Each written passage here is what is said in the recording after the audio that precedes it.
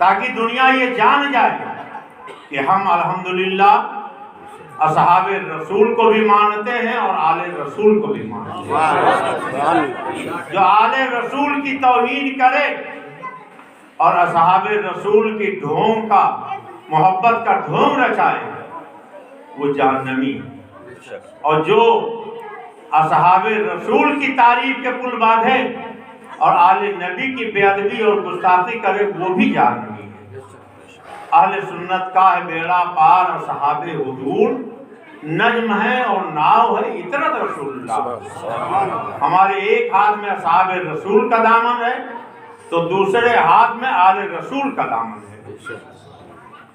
آپ اندازہ لگائیں اور غور کریں کہ آج چونکہ تاریخ ہے حضرت سیدنا ابو بکر صدیق، تو زیادہ انہی کے حالات ہمیں بیان کرنے ہیں، مگر آل رسول، آل نبی، اہل بیت اطہار کی عظمت کا اندازہ لگانے کے لیے صرف اتنا سمجھ لیں کہ نماز اللہ کی عبادت ہے، اور ہماری یہ نماز اس وقت تک مکمل نہیں ہوتی جب تک ہم اعلیٰ آل محمد کہہ کر نبی کی آل پر درود و سلام نہ کریں۔ پتہ چلا کہ آل رسول کی محبت میں اگر دل سرشار نہیں ہے تو نمازیں بھی بیکار، روزے بھی بیکار، حج بھی بیکار، زکوٰۃ بھی بیکار۔ اس لیے آل رسول کی محبت ضروری ہے۔ اور اصحاب رسول، اللہ کے نبی نے فرمایا کہ اگر میرے صحابہ کو برا کہا جائے اور اہل علم اس کا رد نہ کریں تو فعلیہ لعنت اللہ والملائکۃ والناس اجمعین، ان پر اللہ کی لعنت، اللہ کے فرشتوں کی لعنت، تمام انسانوں کی لعنت۔ اور یہاں تک فرمایا گیا کہ اللہ تعالیٰ نہ ان کا کوئی فرض قبول کرے گا نہ کوئی نفل قبول کرے گا۔ اس لیے صحابہ کرام رضوان اللہ تعالیٰ علیہ مجمعین کا احترام بھی ضروری ہے۔ صحابی کہتے ہیں ساتھی کو، یہ تو 1,24,000 یا 2,24,000 جتنے صحابہ ہیں سب ہمارے سرکار کے ساتھی ہیں، مگر ان ساتھیوں میں ایک ایسا ساتھی ہے، ایسا ساتھی ہے، ایسا ساتھی ہے کہ جن کے بارے میں اللہ نے کہہ دیا والذین معہ، ابو بکر میرے نبی کا ساتھی ہے۔ اللہ نے کہا ابو بکر میرے نبی کا ساتھی ہے۔ مفسرین فرماتے ہیں والذین معہ سے مراد حضرت سیدنا صدیق اکبر ہے، یعنی اللہ تعالیٰ نے حضرت ابو بکر صدیق کو نبی کا ساتھی بتایا۔ اب آئیے ذرا ہم یہ دیکھیں کہ جب اللہ نے کہہ دیا یہ نبی کے ساتھی ہیں تو حضرت صدیق اکبر نے نبی کا ساتھ نبھایا کہ نہیں نبھایا؟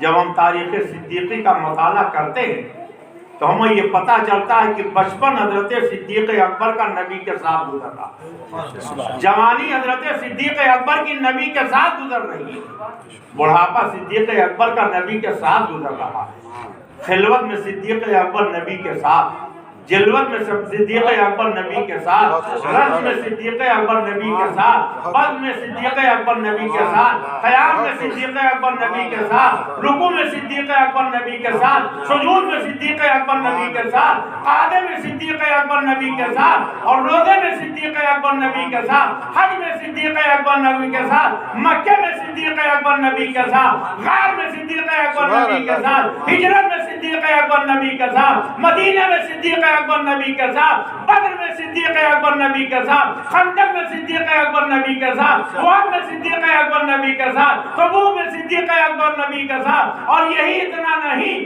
صبح صدیق اکبر نبی کے ساتھ، شام میں صدیق اکبر نبی کے ساتھ، رات میں صدیق اکبر نبی کے ساتھ، اور جب ساری زندگی انہوں نے نبی کا ساتھ نبھایا تو آج قبر میں بھی نبی کے ساتھ سبحان اللہ، سبحان اللہ۔ شان ہے سیدنا صدیق اکبر کی، کیا شان ہے؟ ایک مرتبہ حضرت صدیق اکبر نے مولائے کائنات حیدر کرار علی مرتضیٰ کرم اللہ تعالیٰ وجہ الکریم کو دیکھا تو مسکرائے۔ حضرت مولائے کائنات نے فرمایا ابو بکر مسکرائے کیوں؟ کہ اللہ کے رسول سید عالم صلی اللہ علیہ وسلم نے فرمایا ہے کہ پل صراط سے گزرنے کا پروانہ اسی کو ملے گا جس کے دل میں علی کی محبت ہو۔ تو حضرت علی نے کہا مجھ سے بھی سن لو، اللہ کے رسول نے ارشاد فرمایا کہ پروانہ اسی کو ملے گا کہ جس کے دل میں صدیق اکبر کی محبت ہو۔ آپ ذرا اندازہ لگائیں حضرت صدیق اکبر کو کتنی محبت تھی سرکار سے۔ جس دن ایمان لائے تو حضرت ابو بکر صدیق کے پاس 40,000 دینار، کتنے؟ سب نبی کے قدموں میں انہوں نے نچھاور کر دیا، اور جب پھر کمایا، محنت کی، کچھ جمع کیا اور مدینہ طیبہ کے لیے ہجرت کی تو 4,000 اشرفیاں تھیں وہ نبی کے نام پہ قربان کر دی۔ سبع سنابل شریف میں حضرت میر سید عبدالواحد الکرامی فرماتے ہیں کہ ہجرت کے رات اللہ کے رسول اپنے بستر پر مولائے کائنات کو لٹانے کے بعد جب باہر تشریف لائے تو وہ اندھیرا تھا، ہاتھ پسارا سجائی نہیں دے رہا تھا۔ جیسے ہی چند قدم چلے تو آواز آئی الصلاۃ والسلام علیکہ یا رسول اللہ، الصلاۃ والسلام علیکہ یا نبی اللہ، الصلاۃ والسلام علیکہ یا حبیب اللہ، اور یہ سلام کی ڈالیاں پیش کرنے والا کوئی اور نہیں ابو بکر صدیق تھے۔ اللہ کے رسول نے فرمایا ابو بکر یہ رات کا پچھلا پہر بستر پہ آرام کرنے کا وقت تم یہاں میرے گھر کے دروازے پر کیا کر رہے ہو؟ تو جذبہ عشق نے انگڑائی لی، محبت رسول نے تیور بدلا، ایمان میں ڈوبی ہوئی آواز صدیقی ابھری، عرض کیا یا رسول اللہ، آپ نے ایک دن فرمایا تھا ابو بکر ایک ایسی رات آنے والی ہے جب ہم مکے سے ہجرت کر کے مدینہ جائیں گے، اور جب وہ رات آئے گی تو اے ابو بکر اس رات تم میرے ساتھ ہوگے۔ یا رسول اللہ، آپ نے جس دن مجھ کو یہ بشارت دی، خوشخبری سنائی، اللہ جانتا ہے اس دن سے لے کے آج تک کی جتنی راتیں گزری ہیں ابو بکر نے بستر سے پیٹ نہیں لگائی، پوری رات آپ کے دروازے کے سامنے دہلیز پہ پلکوں کا فرش بچھا کے انتظار کرتا رہا، نہ جانے وہ رات کب آ جائے میرے آقا کو آواز دینے کی زحمت نہ اٹھائی۔ محبوب ایک رات آنے والے ہیں، مگر عشق کہتا ہر رات اپنے پلکوں کا فرش بچھائے رہو تاکہ محبوب کو انتظار نہ کرنا پڑے۔ اور ہجرت کے رات جب صدیق اکبر نبی کے ساتھ چلے تو چلنے کا انداز بڑا انوکھا تھا، کبھی آگے کبھی پیچھے، کبھی دائیں کبھی بائیں۔ کسی نے کہا ہے ابو بکر، قرآن میں اللہ نے کہا لا تقدموا بین یدی اللہ ورسولہ، اللہ کے رسول کے آگے قدم نہ بڑھانا، مگر آپ کبھی آگے کبھی پیچھے، کبھی دائیں کبھی بائیں، ایسا کیوں؟ تو حضرت ابو بکر نے فرمایا کہ دشمن ننگی تلواریں لیے میرے آقا کے تعاقب کر رہے تھے، میں آگے اس لیے پہنچ جاتا تھا کہ اگر دشمن کا کوئی تیر آئے، تلوار کا کوئی وار آئے تو میرا کلیجہ چھلنی ہو جائے، میرے آقا محفوظ رہیں۔ پھر خیال آتا پیچھے سے کوئی حملہ نہ ہو جائے تو میں پیچھے پہنچ جاتا کہ اگر دشمن کا کوئی وار آئے تو میں کلیجہ چھلنی کر دوں، میں اپنے پیٹھ میں تیر کھا لوں، مگر میرے آقا محفوظ رہیں۔ پھر سوچتا دائیں بائیں سے حملہ نہ ہو جائے تو میں دائیں پہنچ جاتا، بائیں پہنچ جاتا۔ سبحان اللہ۔ اور جب چلتے چلتے غار ثور کا علاقہ قریب ہے تو اس میں جو لوگ غار ثور پہ گئے ہوں گے ان سے پوچھئے، ہمارے حافظ قوی صاحب بھی گئے ہیں ماشاءاللہ۔ آج ہٹے کٹے جوان لوگ جاتے ہیں، اور آج کے زمانے میں تو غار ثور پہ چڑھنے کے لیے سیڑھیاں بنا دی گئی ہیں، سیڑھیاں بنا دی گئی ہیں۔ اس زمانے کی بات سوچئے جب یہ سیڑھی وغیرہ نہیں تھی، تقریباً 15 کلومیٹر کا فاصلہ ہے۔ کتنا؟ 15 کلومیٹر، پیدل 15 کلومیٹر چلنا پڑے تو کیا حال ہو جائے گا؟ اور سیدنا صدیق اکبر یہ 15 کلومیٹر کا راستہ کیسے طے کر رہے ہیں؟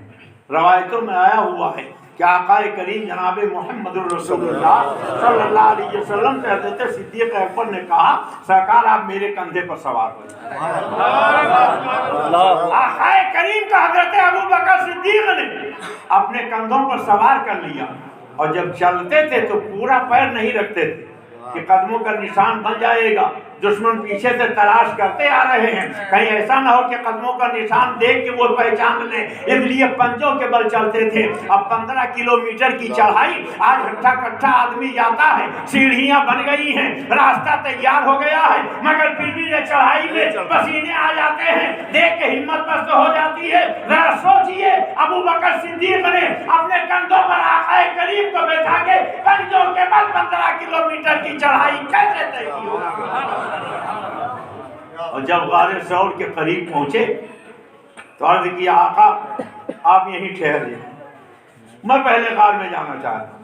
تو سرکار نے فرمایا دشمن ننگی تلواریں لیے تعاقب کر رہے ہیں، تم اس لیے جا رہے ہو؟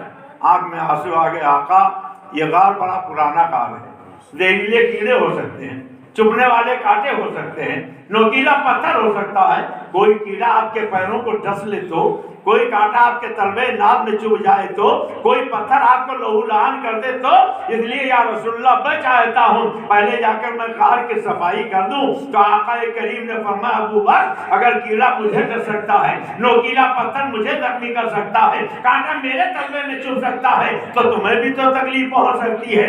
جواب سنو، عرض کرتے یا رسول اللہ اگر میں ہلاک ہو گیا تو میری ہلاکت امت کے فرد کی ہلاکت ہوگی، اگر آپ کو کچھ ہو گیا تو پوری امت کی ہلاکت ہوگی۔ نعرہ تکبیر، نعرہ رسالت، کے اعلیٰ حضرت، فیضان اعلیٰ حضرت، نائب سنت، نعرہ تکبیر، نعرہ رسالت۔ حضرت سیدنا صدیق اکبر غار ثور میں پہنچ گئے، ایک ایک کر کے پورے غار کی صفائی کی، اور 600 سال پہلے ایک سانپ نے حضرت عیسیٰ سے سنا تھا کہ آخری پیغمبر تشریف لائیں گے، تو اشتیاق میں تھا کہ سرکار کی زیارت کر لوں، دیدار کر لوں، کہاں ملیں گے؟ تو فرمایا غار میں چلے جاؤ، ہجرت کی رات وہاں آئیں گے، وہیں زیارت کر لینا۔ تو اس نے 70 سوراخ بنائے تھے۔ حضرت صدیق اکبر نے اپنا امامہ پھاڑا، اپنا رومال پھاڑا اور اپنے کرتے کو پھاڑا اور سارے سوراخوں کو بند کر دیا، سب سارے کپڑے ختم ہو گئے، ایک سوراخ نہیں بند ہوا۔ تو وہاں صدیق اکبر نے اپنی ایڑیاں لگا لی اور اس کے بعد عرض کیا سرکار آپ تشریف لائیں۔ آقا کریم اندر تشریف لے گئے۔ دیکھو غار ثور میں نبی اس وقت نہیں گئے جب تک دست صدیق سے غار کی صفائی نہیں ہو گئی، تو یہ دل بھی تو ایک غار ہے، اگر اس غار دل میں نبی کو بسانا چاہتے ہو تو پہلے صدیقین کی بارگاہوں میں جا کر اپنے غار دل کو صاف کرا لو۔ شیخ العالم کے ہاں چلے جاؤ، شیخ سیاح کے ہاں چلے جاؤ، شیخ شفیع کے ہاں چلے جاؤ، مخدوم کی چوچا کے ہاں چلے جاؤ، خواجہ اجمیر کے ہاں چلے جاؤ، بزرگان دین کے ہاں چلے جاؤ، اپنے غار دل کو ان بزرگوں کے ہاں جا کے صاف کرا لو، پھر نبی کے جلوے بس جائیں گے، رحم کے جلوے، فضل کے جلوے، میرا دل بنے یادگار مدینہ۔ سرکار تشریف لے گئے۔ جو لوگ غار میں گئے ہیں انہیں معلوم ہے، میں جب پہلی مرتبہ گیا تو ایک دن ہمت کر کے غار حرا پہ گیا، تو بہت دیر تک سوچتا رہا، کچھ دور چلا پھر ہمت پست ہو گئی، پھر کچھ دور چلا، تو میں نے سوچا ابھی نہیں جا پا رہا ہوں تو دن بدن عمر گھٹتی جائے گی اور کمزوری بڑھتی جائے گی، تب کیا جا پاؤں گا، ہمت کر کے چلا گیا۔ اور غار حرا میں جب ہو آیا تو دوسرے دن کا غار ثور بھی جاؤں گا، خیر اللہ کا فضل اللہ کہ وہاں بھی پہنچ گیا۔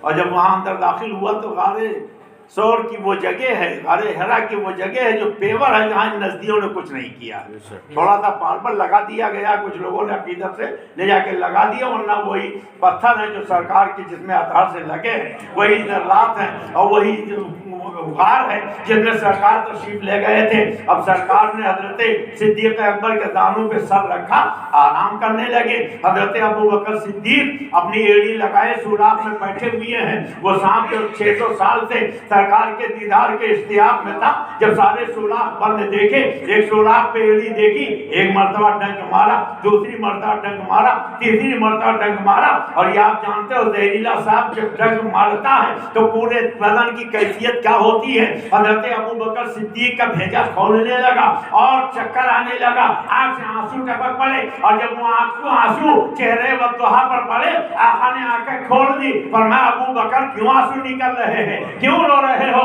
عرض کیا یا رسول اللہ کسی کیڑے نے میرے ایڑی میں ڈس لیا ہے۔ سرکار نے فرمایا کہ ذرا پیر ہٹاؤ، پیر ہٹایا، اب صاحب نے زیارت کر لی، اللہ کے نبی نے فرمایا کہاں ڈسا ہے، لاؤ ادھر لاؤ۔ ابو بکر نے ایڑی سامنے کی، سرکار نے اپنے دہن افضل سے لعاب دہن نکالا، ابو بکر کے ایڑی میں لگا دیا، فوراً زہر کا اثر ختم ہو گیا۔ اس کے ساری مریضوں نے کامل شفا، وہ ہے میرے نبی کا لعاب دہن۔ سبحان اللہ سبحان اللہ۔ آج وہابی نبی کے کندھے سے کندھا ملاتا، نبی کے برابری کا دعویٰ کرتا ہے، یہ نبی کا لعاب دہن ہے۔ ساری دنیا کے ڈاکٹر کہتے ہیں تھوک میں زہر ہوتا ہے۔ آپ دیکھو اسپتالوں میں یا صاف ستھری جگہوں پر بورڈ لگا رہتا ہے یہاں تھوکنا منع ہے، یہاں تھوکنا منع ہے۔ دنیا والوں کے تھوک میں جراثیم ہوتے ہیں، زہر ہوتا ہے، مگر میرے آقا کا لعاب دہن وہ ہے جس سے دم ختم ہو جاتا ہے۔ یاد کرو ایک روایت اور سن کے ایمان تازہ کر لو۔ ایک دن اللہ کے پیغمبر مسجد نبی میں تشریف فرما تھے، ایک صحابی رسول آئے، نابینا تھے، ٹھوکر لگی گر پڑے، پیر کے دونوں گھٹنے چھل گئے، آنکھ سے آنسو نکل پڑے۔ اللہ کے رسول اٹھے، رحمت عالم ان کے قریب گئے اور اپنے صحابی کو انہوں نے تسلی دی، فرمایا میرے صحابی کیا حال ہو گیا تمہارا، یہ تم گر تو پڑے، یہ تمہیں دم کیسے لگ گیا؟ رونے لگے، یا رسول اللہ آنکھوں سے بینائی ختم ہو گئی ہے، اسی لیے جب چلتا ہوں تو آئے دن ٹھوکر لگتی رہتی ہے، کہیں یہاں گرتا ہوں کہیں وہاں گرتا ہوں، کبھی ادھر گرتا ہوں کبھی ادھر گرتا ہوں، کبھی ہاتھ ٹوٹتا ہے کبھی پیر ٹوٹتا ہے۔ اور یا رسول اللہ میں پیدائشی نابینا نہیں ہوں، میرا بچپنا تھا، میں بچوں کے ساتھ ایک باغ میں کھیلنے گیا تھا، سرکار اس باغ میں ایک جگہ زہریلے سانپ کے انڈے پڑے ہوئے تھے، بے خیالی میں میرا پیر انڈے پہ پڑ گیا، وہ انڈے پھوٹ گئے اور اس انڈے کا زہر ایسا ہوا کہ میرا سر چکرانے لگا اور میرے آنکھ کی روشنی ختم ہو گئی۔ یا رسول اللہ جبھی سے میں اندھا ہو گیا۔ اللہ کے رسول آپ رحمت عالم بن کے تشریف لائے ہیں، آپ کچھ کرم کر دیں، میری زندگی بہت پریشانی میں گزر رہی ہے۔ تو سرکار دو عالم نے اپنے دہن اقدس سے لعاب نکالا، اپنے صحابی کے دونوں آنکھوں میں ڈال دیا، فرمایا آنکھیں بند کر کے ذرا آنکھ کی پتلیاں چلاؤ۔ صحابی رسول نے آنکھیں بند کی اور پتلیوں کو چلایا، آقا نے فرمایا آنکھیں کھول دو، انہوں نے آنکھیں کھولی، سرکار نے پوچھا کیا حال ہے؟ کہنے لگا یا رسول اللہ اب آپ کا چہرہ بالکل صاف اور شفاف مجھے دکھائی دے رہا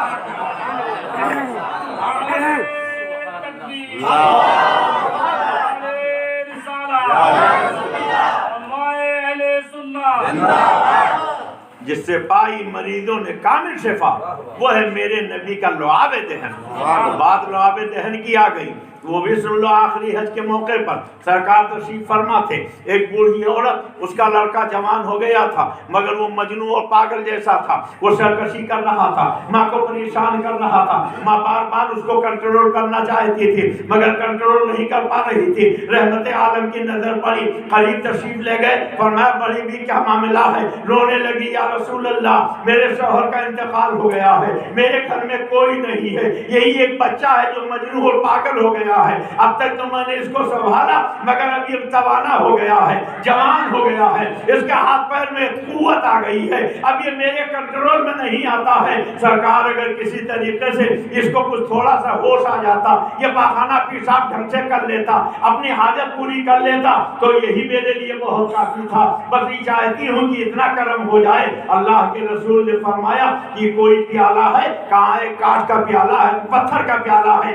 فرمایا اس میں پانی لے کے آؤ۔ وہ پانی لے کے آئی، سرکار نے اس پیالے کو اپنے منہ سے لگایا اور اس میں سے ایک گھونٹ پانی اپنے منہ میں ڈالا اور منہ میں چاروں طرف چلایا اور چلانے کے بعد اس کو پیالے میں اگل دیا، فرمایا بڑی بھی لے جاؤ اس پیالے کا پانی اپنے بچے کو پلا دو۔ وہ جانے لگی تو ایک عورت اور کھڑی ہو گئی، کہنے لگی بہن میرا بچہ بھی اسی طریقے سے ہے، پورا پانی نہ پلانا، کچھ میرے بچے کے لیے بھی بچا دینا۔ انہوں نے لے جا کے کچھ اپنے بچے کو پلایا، کچھ ان کو دے دیا، دوسری عورت کو دے دیا، اور پھر اس کے بعد لوگوں نے پوچھا اب بتاؤ تمہارے بچے کا کیا حال ہے؟ کہنے لگی پہلے تو میرا بچہ مجنون تھا، پاگل تھا، وہ کوئی بات نہیں سنتا تھا، کوئی اس کے قریب کھڑا ہونا گوارا نہیں کرتا تھا، مگر جیسے ہی سرکار تک کا تبرک اس نے پیا، سرکار کے جھوٹے کو اس نے استعمال کیا تو اس کی ساری پاگل پن اور مجنون پنا ختم ہو گیا۔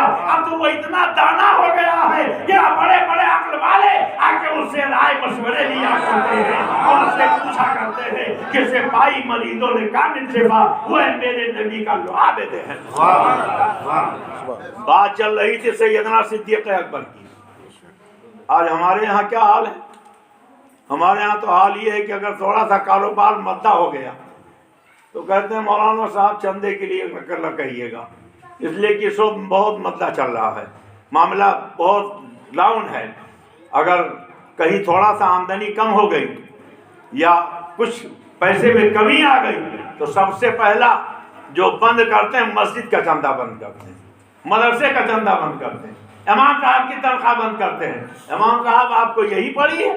مگر آؤ سنو، غزوہ تبوک کے موقع پر اللہ کے پیارے رسول نے کہا اسلام اور کفر کی لڑائی کے لیے، حق و باطل کی جنگ کے لیے لاؤ خدا کے راہ میں کچھ دو۔ حضرت عمر فاروق اعظم کہتے ہیں اس وقت میرے پاس کافی دولت تھی، میں بہت خوش ہو گیا کہ ہر معاملے میں ابو بکر صدیق مجھ سے آگے بڑھ جاتے تھے، اس وقت تو ان کے پاس کچھ ہے ہی نہیں، وہ مجھ سے آگے کیسے بڑھیں گے؟ آج میں اتنا لا کے دے دوں گا کہ ان سے آگے بڑھ جاؤں گا، ان سے میرا مقام اونچا ہو جائے گا۔ وہ اپنے گھر گئے، مال کا 2 حصہ کیا، آدھا لا کے دربار رسول میں پیش کر دیا، کسی نے تہائی دیا، کسی نے چوتھائی دیا، اس لیے سارے صحابہ اس طریقے سے سارے صحابہ لے آئے۔ حضرت ابو بکر صدیق گئے، انہوں نے پورے گھر میں دائیں بائیں آگے پیچھے دیکھا، کچھ نظر نہیں آ رہا تھا، چادر بچھا دیا، چادر بچھانے کے بعد گھر میں جو کچھ انہیں ملا اس چادر میں لا کے رکھ دیا، کپڑا بھی لا کے چادر میں رکھ دیا، اپنا بھی جوڑا لا کے چادر میں رکھ دیا، بچوں کا بھی جوڑا لا کے رکھ دیا، بیوی اور بیٹیوں کا بھی جوڑا لا کے رکھ دیا، اور سب کا لا کے اسی چادر میں رکھ دیا، اور خود اپنا کپڑے کی جگہ پر ایک ٹاٹ لپیٹ لیا، وہ ٹاٹ میں بٹن کی جگہ ببول کے کانٹے لگا لیے، اور وہ بٹن بھی لا کے اسی میں رکھ دیا، گھر کا چولہا بھی لا کے رکھا، ہانڈی بھی لا کے رکھی، اور جھاڑو تک لا کے رکھا، اور پھر گٹھڑی سر پہ لے کے سرکار کی بارگاہ میں پہنچے۔ اللہ کے رسول نے دیکھا تو مسکرا پڑے۔ سرکار نے فرمایا اے ابو بکر سب اٹھا لائے ہو یا کچھ بچوں کے لیے بھی چھوڑا ہے؟ تو کہتے ہیں یا رسول اللہ پروانے کو چراغ تو بلبل کو پھول بھر، صدیق کے لیے خدا کا رسول بھر۔ یا رسول اللہ گھر میں آپ کا اور اللہ کا نام چھوڑ کے آیا ہوں، وہی میرے لیے کافی ہے۔ ابھی ابو بکر صدیق خاموش بھی نہیں ہوئے تھے کہ لوگوں نے دیکھا حضرت جبریل آ گئے ہیں، ان کے نوری جسم پہ کمبل ہے، کمبل میں بٹن کی جگہ ببول کے کانٹے ہیں۔ اللہ کے رسول نے فرمایا اے جبریل امین یہ آج انوکھا لباس تم کیسے پہن کے آئے؟ تو انہوں نے کہا یا رسول اللہ آج آپ کے یار غار ابو بکر نے یہی کمبل پہنا ہے اور انہیں بٹن کی جگہ ببول کے کانٹے لگائے ہیں، اللہ کو ان کی یادہ پسند آ گئی ہے، اس نے عرش کے سارے فرشتوں کو حکم دے دیا ہے میرے محبوب کے محبوب نے جو کپڑا دیوے تن کیا ہے، جس طریقے سے کمبل لپیٹا ہے، بٹن کی جگہ ببول کے کانٹے لگائے ہیں، اے میرے فرشتوں تم سب اسی کی طریقے سے ملبوس ہو۔ سبحان اللہ سبحان اللہ۔ کیا شان حضرت ابو بکر صدیق، کیا مقام حضرت ابو بکر صدیق۔ ایک دن حضرت ام المومنین عائشہ صدیقہ رضی اللہ تعالیٰ عنہ اپنے آنگن میں تشریف فرما تھی، سرکار ان کے دانوں پر سر رکھ کے آرام کر رہے تھے۔ حضرت عائشہ کی نظر پڑی، آسمان میں انگنت تارے دکھائی دیے، تو انہوں نے کہا یا رسول اللہ یہ آسمان کے جو تارے ہیں کیا ان کے برابر بھی کسی کی نیکیاں ہوں گی؟ تو اللہ کے رسول نے یہ نہیں فرمایا کہ آسمان میں کتنے تارے یہ جاننا بھی غیب، کس کے اندر کتنی نیکیاں یہ جاننا بھی غیب، اور غیب تو اللہ ہی جانتا، میں کیا جانوں۔ اللہ کے رسول نے فرمایا کہ ہاں اے عائشہ ان آسمان کے تاروں سے زیادہ نیکیاں ہیں۔ پوچھا کس کی؟ تو فرمایا عمر فاروق اعظم کی۔ سبحان اللہ۔ بیٹی یہ چاہتی ہے کہ اس کے باپ کے ساری نیکیاں سب سے زیادہ ہو جائیں، اور پھر بیٹی اگر صدیقہ ہو، ام المومنین عائشہ ہو، تو وہ تو جانتی تھی کہ ہمارے والد کا نام لے گے، مگر سرکار نے حضرت عمر کا نام لیا۔ تو اللہ کے رسول سے حضرت عائشہ نے پوچھا سرکار اگر آسمان کے تاروں سے زیادہ نیکیاں عمر کی ہیں تو میرے والد کی نیکیاں کہاں گئی؟ تو اللہ کے رسول نے فرمایا ہے عائشہ ایک رات جو تمہارے باپ نے میرے ساتھ غار میں گزار لی تھی، اس ایک رات میں انہیں اتنی نیکی مل گئی کہ عمر کی نیکیاں جو آسمان کے تاروں سے زیادہ ہے اس کی برابری نہیں کر سکتی ہے۔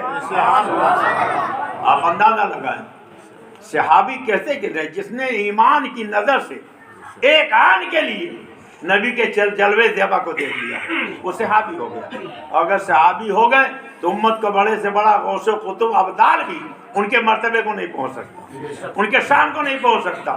لیکن وہ آبی کیا کہتا ہے، تحذیر الناس میں لکھا اسماعیل قاسم نانوتوی نے کہ امتی انبیاء اگر اپنی امت سے ممتاز ہوتے ہیں تو عمل ہی میں ممتاز ہوتے ہیں، باقی رہا علم ہی میں ممتاز ہوتے ہیں، باقی رہا عمل تو اس میں بسا اوقات امتی نبی کے برابر ہو جاتا ہے، بلکہ کبھی نبی کے آگے بڑھ جاتا ہے۔ سوچیے اور غور کیجیے، امتی عمل میں نبی سے آگے بڑھ جائے گا۔ سرکار فرماتے ہیں میرا ایک صحابی جس نے ایک نظر مجھے دیکھ لیا ہو، نہ ایک روزہ رکھا ہو، نہ ایک وقت کی نماز پڑھی ہو، نہ ایک صدقہ کیا ہو، نہ خیرات کیا ہو، خالی ایک نظر دیکھ لیا ہو، وہ ایک مٹھی جو اگر خدا کی راہ میں خیرات کر دے تو اس کو اتنا ثواب ملے گا کہ امت کے بڑے سے بڑا غوث و قطب وہ پہاڑ کے برابر سونا خیرات کرے پھر بھی اتنا ثواب نہیں مل سکتا۔ آپ اندازہ لگائیں کہ حضرت سیدنا صدیق اکبر کے بارے میں آقا نے فرمایا جو ایک رات انہوں نے غار میں میرے ساتھ گزار لیا، اتنی نیکیاں مل گئی کہ عمر کی جو آسمان کے تاروں سے زیادہ نیکیاں اس کی برابری نہیں کر سکتی۔ تو جب ایک رات کی نیکی اتنا ہے تو قیامت تک کی جن کی راتیں نبی کے ساتھ گزاری، سبحان اللہ سبحان اللہ، قیامت تک کی آپ اندازہ لگاؤ۔ یہ تو آپ جانتے ہیں کہ آدمی کا خمیر جہاں کا ہوتا ہے وہیں کی مٹی سے اس کو بنایا جاتا ہے، تو اللہ نے اپنے نبی کے لیے جہاں کی مٹی پسند کی وہیں کی مٹی حضرت ابو بکر کے لیے، وہیں کی مٹی حضرت عمر کے لیے بھی پسند ہے۔ آج سرکار جہاں آرام کر رہے ہیں، سرکار کے پہلو میں ایک طرف حضرت ابو بکر ہیں اور وہیں حضرت عمر بھی ہیں، اور سرکار فرماتے ہیں جب میدان محشر میں میں اٹھوں گا تو میرے دائیں طرف ابو بکر ہوں گے، بائیں طرف عمر ہوں گے۔ تو قیامت تک کی صبح، قیامت تک کی شام، قیامت تک کے دن اور قیامت تک کی راتیں شیخین کی نبی کے ساتھ گزر رہی ہیں۔ اب ان کے مرتبے کو کون پہنچ سکتا ہے؟ ان کے شان، ان کے عظمت کی برابری کون کر سکتا ہے؟ جبھی تو اعلیٰ حضرت کہتے ہیں سائے مصطفیٰ مائے استفا عز و ناز خلافت پہلا سبحان۔ اعلیٰ حضرت نے کہا اہل سنت کا ہے بیڑا پار، اصحاب حضور نجم ہیں اور ناؤ ہے عطرت رسول اللہ۔ دو حدیثوں کو اعلیٰ حضرت نے اس شعر میں جمع کر دیا۔ اعلیٰ حضرت کی شاعری ابھی حضرت مولانا سعادت حسین صاحب حبیبی نے ایک نعت پاک اعلیٰ حضرت کی پڑھی ہے جو 5 زبانوں میں ہے، سبحان اللہ، اردو بھی ہے، ہندی بھی ہے، فارسی بھی ہے، سنسکرت بھی ہے اور عربی بھی ہے، 5 زبانیں ہیں۔ ارشاد الناطق نام کے 2 شاعر تھے، تو اعلیٰ حضرت کی بارگاہ میں پہنچے، انہوں نے کہا کہ حضور ہندوستان میں سب سے بڑا شاعر دوسری شکر مقال ملک الشعراء حضرت امیر خسرو کو کہا جاتا ہے، اور امیر خسرو نے 3 زبانوں میں ایک قصیدہ لکھا ہے۔ آپ بھی اگر 3 زبانوں میں کوئی قصیدہ لکھ دیتے تو کیا ہی بہتر ہوتا۔ تو اعلیٰ حضرت نے قلم اٹھایا اور لکھنا شروع کر دیا۔ لمیات نذیر و کفی نظرن مثل تو نشد پیدا جانا، جگرات کا تاج ترے سرسو ہے تجھ کو شہد و سرا جانا۔ اور جب قصیدہ تیار کیا، مقطع لکھا تو مقطع پہ آپ قربان جائیں، فرماتے ہیں بس خام خام نوائے رضا، نہ یہ طرز میری نہ یہ رنگ میرا، ارشاد احبہ ناطق تھا، ارشاد احبہ ناطق تھا، ارشاد احبہ ناطق تھا، ناچار اس راہ پڑا جانا۔ دیکھیے ارشاد اور ناطق نام کا یہ سنیے آگے، ارشاد احبہ ناطق تھا، تو ارشاد اور ناطق نے کہا تھا، اعلیٰ حضرت نے دونوں کا نام بھی اس میں پرو دیا کہ ارشاد احبہ ناطق تھا، ناچار اس راہ پڑا جانا۔ کیا شان ہے اعلیٰ حضرت کے شاعری کی، اللہ اکبر۔ اعلیٰ حضرت کی شاعری سبحان اللہ، اعلیٰ حضرت کیسی شاعری کرتے ہیں سبحان اللہ۔ ذرا دیکھیے اعلیٰ حضرت فرماتے ہیں کیا بات رضا اس چمنستان کرم کی، سبحان اللہ، رضا ہے کلی جس میں حسین اور حسن پھول۔ فرماتے ہیں یا رسول اللہ تیری نسل پاک میں ہے بچہ بچہ نور کا، تو اہل نور تیرا سب گھرانہ نور کا۔ اعلیٰ حضرت نے ہمیں یہ سبق دیا کہ صحابہ کو بھی مانو، اہل بیت اطہار کو بھی مانو۔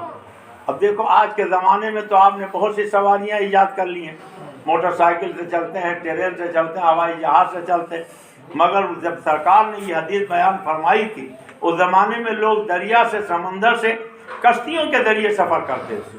اب سامنے سمندر ہے، آپ سمندر کو پار کرنا چاہتے ہیں، اب آپ کے سامنے کچھ بھی نہیں ہے، کیسے پار کریں؟ اگر دریا میں چھلانگ لگا دیں گے تھوڑی دیر کے بعد ہاتھ پیر جواب دے جائیں گے، آپ غرق ہو جائیں گے۔ اس لیے اگر پار اترنا ہے تو دریا یا سمندر میں چھلانگ لگانے کے بجائے کشتی میں سوار ہو جائیں۔ اب کشتی میں سوار ہو گئے جب کشتی بیچ سمندر میں پہنچی تو نہ پورب کا پتہ نہ پچھم کا، نہ اتر کا پتہ نہ دکن کا. اب جانا کہیں پہنچ کہیں جاؤ گے، اس لیے اگر منزل تک پہنچنا ہے تو ضروری ہے کہ کشتی کو پہلے تھام لو، کشتی میں بیٹھ جاؤ اور پھر آسمان کے قطب تارے پر نظر رکھو. اب قطب تارا بتائے گا پچھم ادھر ہے، پورب ادھر ہے، اتر ادھر ہے، دکن ادھر ہے. اب جانا کہیں ہے، اگر قطب تارے سے نظر بھٹکاؤ گے تو گمراہ ہو کے کہیں پہنچ جاؤ گے. اگر منزل تک پہنچنا ہے تو کشتی کا سہارا بھی ضروری ہے، قطب تارے کو نظر میں رکھنا بھی ضروری ہے. یہی اعلیٰ حضرت فرماتے ہیں اہل سنت کا ہے بیڑا پار اصحاب حضور نجم ہے اور ناؤ ہے اطرت رسول اللہ کی. اللہ کے نبی نے فرمایا میرے صحابہ نجوم ہدایت ہیں، ان میں سے جس کی بھی پیروی کرو گے، چاہے وہ ابو بکر صدیق ہو، چاہے عمر فاروق اعظم ہو، چاہے عثمان ذی النورین ہو، چاہے علی مرتضیٰ ہو، چاہے ابو سفیان ہو، چاہے امیر معاویہ ہو، جو ان کے مرید تھے ان کو ایک پرچہ لکھ کے اپنے مسجد میں بیٹھ کے بول رہا ہوں لکھ کے دیتے تھے کہ یہ مولانا صاحب کو جا کے دے دینا. اس میں لکھتے تھے مولانا صاحب آپ کا بیان ہے دشمنان عظمت اولیاء منکرین اولیاء کا خوب رد کیجیے گا. سبحان اللہ. پرچہ لکھ کے دیتے تھے اور الحمدللہ حضرت کا حکم پا کر میں رد کرتا تھا. مگر اب آج حال یہ ہے کہ نہیں، تقریر سے بھی لوگوں کو اچھی ہو گئی کہ چاہے ایک لاش ہی گر جائے. بھائی لاش گرنے کی کیا بات ہے، مدینہ طیبہ ہم سے دور ہے، نہیں جا پاتے، ہم یہیں عید میلاد النبی منا کے سرکار کی محبت کا ثبوت پیش کر دیتے ہیں. غوث پاک کے یہاں بختار شریف نہیں جا پاتے ہیں، یہیں بیٹھ کے پیارے شریف کر لیتے ہیں. اجمیر مولا نہیں جا پاتے ہیں، یہ سرکار غریب نواز کی چھٹی کر لیتے ہیں. تو لاش گرنے کی کوئی بات نہیں. اگر یہی ہے کہ بھائی نہ آؤ تو ہم مدرسے میں جیسے لنگر کرتے ہیں 50-60 ہزار 70 ہزار خرچ کرتے ہیں ویسی وہی جلسہ کر لیں گے، سرکار شیخ العالم کے عید جشن منا لیں گے، ان کی بارگاہ میں خراج عقیدت پیش کر لیں گے. ہمیں کوئی ضد تو نہیں ہے کہ ہم وہیں جائیں گے. اللہ تبارک تعالیٰ عقل سلیم عطا فرمائے. بات ادھر ادھر نکل گئی تو میں عرض یہ کر رہا تھا کہ الحمدللہ حضرت مولا علی کو چلا لا گیا. ایک منادی کو بلایا، فرمایا جاؤ پورے مدینے میں ندا کر دو کہ مدینے والے مسجد نبوی میں اکٹھا ہو جائے. سب اکٹھا ہو گئے اور جب سب اکٹھا ہو گئے تو حضرت علی ممبر پہ کھڑے ہوئے. فرمایا لوگ کہتے ہیں نبی کو غائب کر لو. علی ممبر پر موجود ہے، پوچھو فرش سے لے کے عرش تک جس کو جو پوچھنا ہے پوچھ لے. آج علی تمہیں بتا دے گا. سبحان اللہ. علی تمہیں بتا دے گا. لوگ آئے، پوچھا، مولا علی نے جواب دے دیا. ایک صاحب آئے انسانی بھیس میں، انہوں نے کہا آپ نے کہا ہے تحت الثری سے لے کے عرش اعظم تک کی بات بتاؤں گا. ہاں بتاؤں گا، پوچھو کیا پوچھنا تھا. تو انہوں نے کہا یہ بتا دیجیے جبریل امین کہاں ہے، جبریل امین کہاں ہے. تو حضرت مولا علی نے آگے دیکھا، پیچھے دیکھا، دائیں دیکھا، بائیں دیکھا، اوپر دیکھا، نیچے دیکھا، مسکرائے. فرمایا کہ دائیں بائیں آگے پیچھے اوپر نیچے کیا دیکھا، مسکرائے کیوں؟ نزہۃ المجالس شریف میں یہ روایت موجود ہے.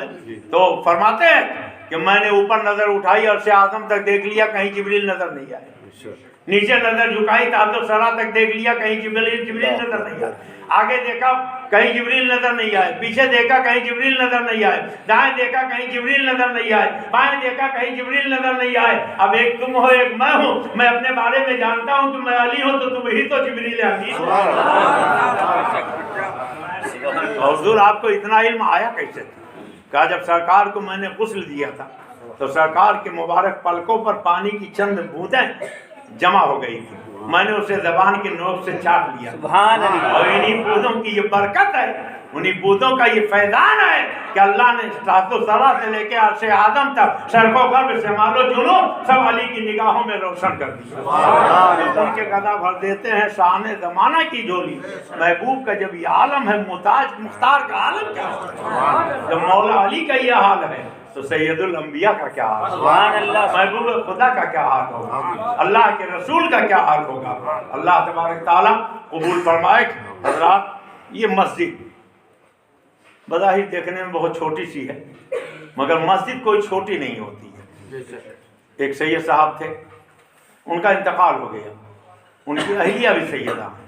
ان کے دل میں یہ تڑپ پیدا ہوئی کہ میں اپنے شوہر کے ایصال ثواب کے لیے ایک مسجد بنوا دوں. انہوں نے مجھ سے رابطہ کیا. میں نے مولانا زاہد صاحب سے کہا کہ بھائی آپ ہمت کیجیے. انہوں نے ماشاءاللہ ہمت کی اور یہ مسجد بن کے تیار ہو گئی.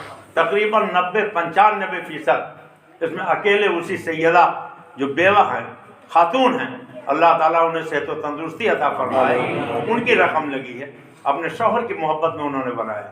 میرے بیٹے مولانا تنویر رضا نے ایک عرب کے ایک تاجر کا ایک واقعہ لکھ کے بھیجا، میرے آنکھ سے آنسو نکل پڑے کہ عرب کا ایک بہت بڑا تاجر تھا، اللہ نے کافی دولت اس کو دے رکھی تھی، کافی دولت دے رکھی تھی۔